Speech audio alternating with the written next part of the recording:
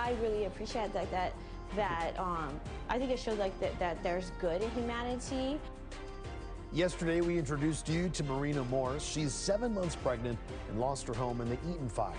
She suddenly found herself homeless after she wasn't allowed to return to the Red Cross shelter after a short hospital stay. We sent KCAL's Jasmine Veal to follow up on her journey and why it's been so difficult to get the help she needs.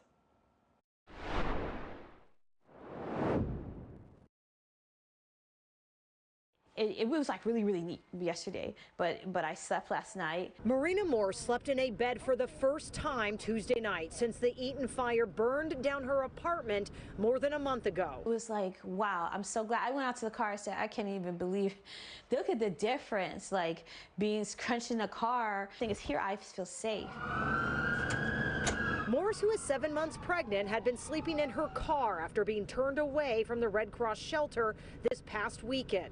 She says she was unaware they had checked her out of the shelter after she went to the hospital for a few days because of her pregnancy. That meant she no longer had access to the resources and services they offered. They just said that they were going to help us to rehouse, especially if we didn't own a house, then they were just going to help us rent a house.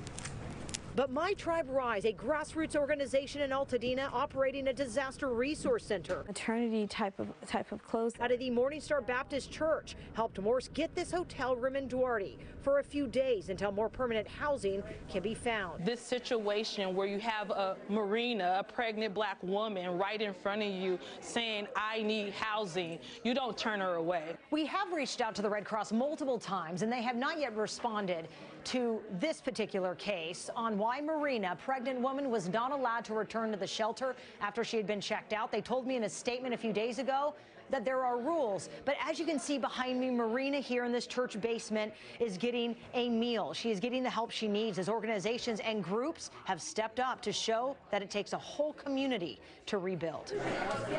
We probably have a list of like 2,500 families we know that have been displaced in Altadena, on West Side Altadena. Marina? Yes, this is she. It's Rebecca from CASA. Back in her hotel room, another organization reached out to help after they saw Morris's story.